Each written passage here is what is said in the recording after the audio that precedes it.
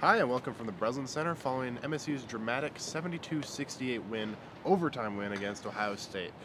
It was a great game, but it was in the end, it was all down to a meltdown at the end by the Spartans. They had a 17-point lead with just over 8 minutes to play.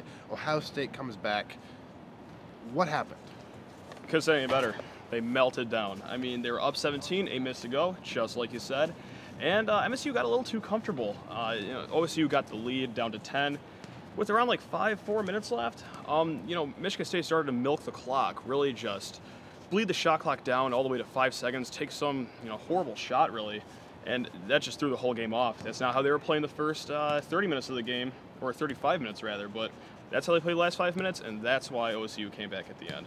We probably played 30-some minutes of greatest basketball we played in a lot of ways. Our break was good. We had 4 turnovers at half, 7 with 7 minutes left to go in the game.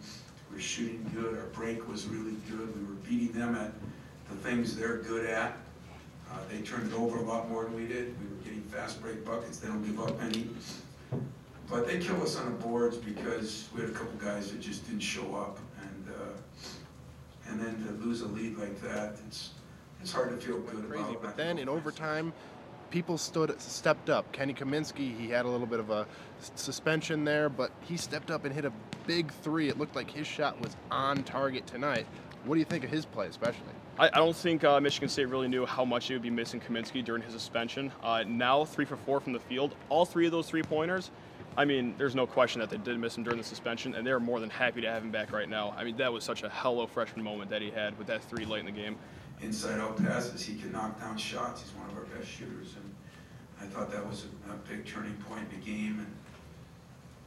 But there were so many strange plays there in that stretch. We made some foolish plays, took shots too early, but Kenny was a stabilizer and did a decent job defensively. But if there was one thing that Tom Izzo said, he was saying that he was so proud of his seniors, Adreian Payne and Keith Appley, and they were the 2 leading scorers in the game, and they were both injured in some way, and they both played through the injury. What do you think of that? How Tom Izzo talked about how he was so proud of them to just tough it out. Adreian Payne thought he wasn't going to play until very close to tip. He called his high school coach.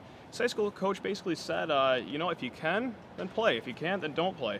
Obviously, he could play. He had 18 points. I kind of started off pretty bad with 0 for 4 shooting, but he finished up, as good as anyone could with 2 healthy feet, let alone 1.